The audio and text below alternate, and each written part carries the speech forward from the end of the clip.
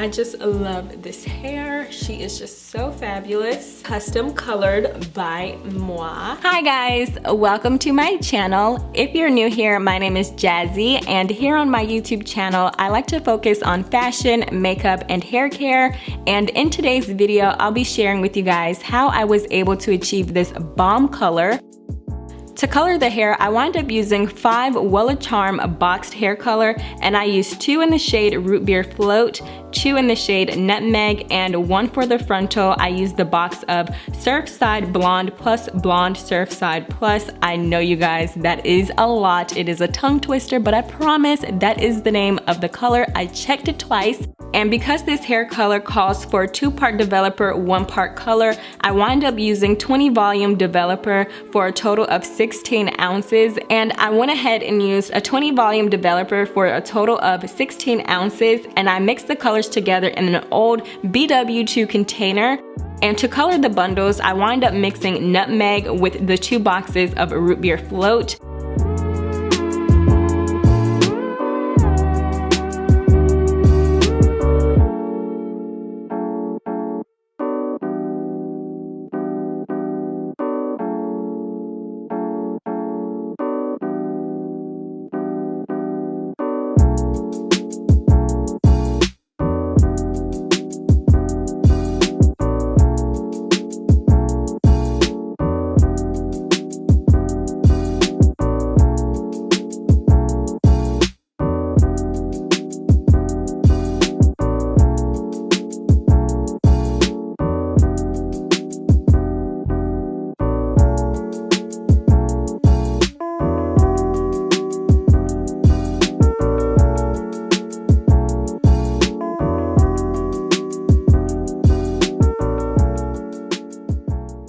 Once the color was mixed, I went ahead and put the hair in the front up so I can go ahead and start coloring the back half of the hair. I constructed this unit with 613 blonde bundles from Posh LifeHair Boutique. This is from their Platinum Blonde collection. Posh Hair, they offer 100% virgin hair. So for this unit, I used the 16-inch 13x4 frontal from ear to ear.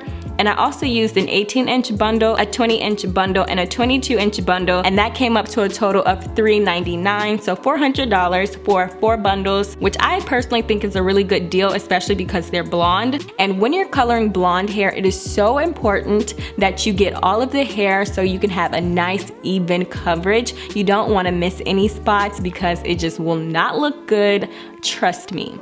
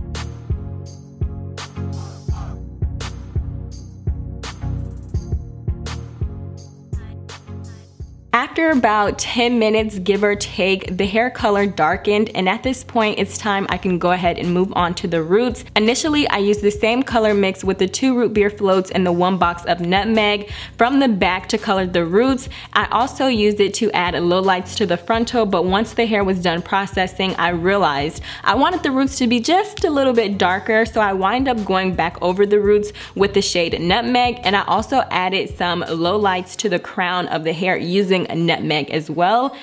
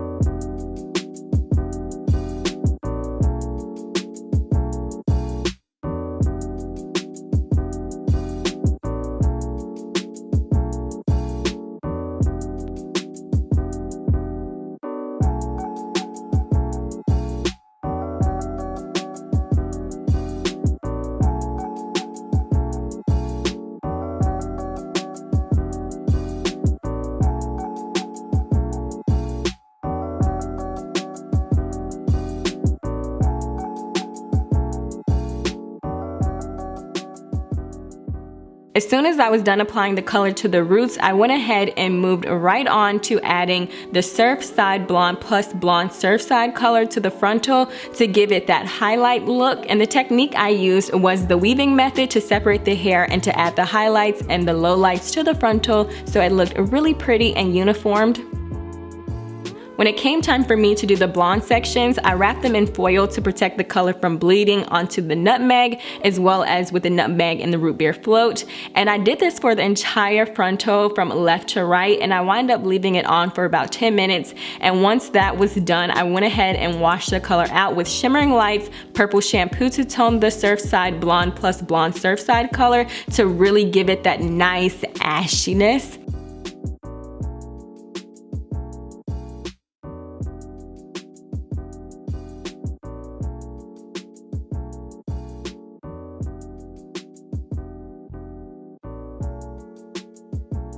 Once I was done shampooing the hair, I followed up by doing a blowout on this hair with a round brush, and let me tell you guys, using a round brush to blow dry long hair makes a huge difference if you're going to style your hair straight. And I did proceed to straighten this hair once I was done blow drying it, and that's when I realized that the roots were too light, so I wind up having to go back in and darken the roots with the shade Nutmeg.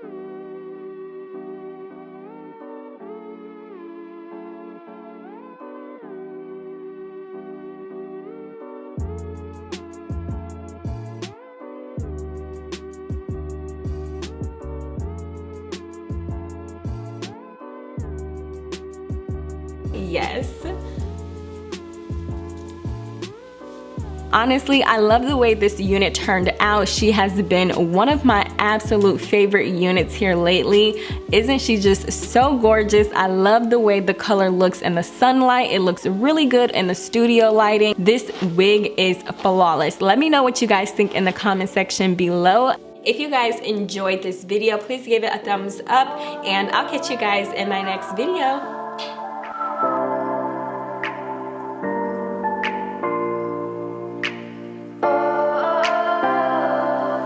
We are dreaming.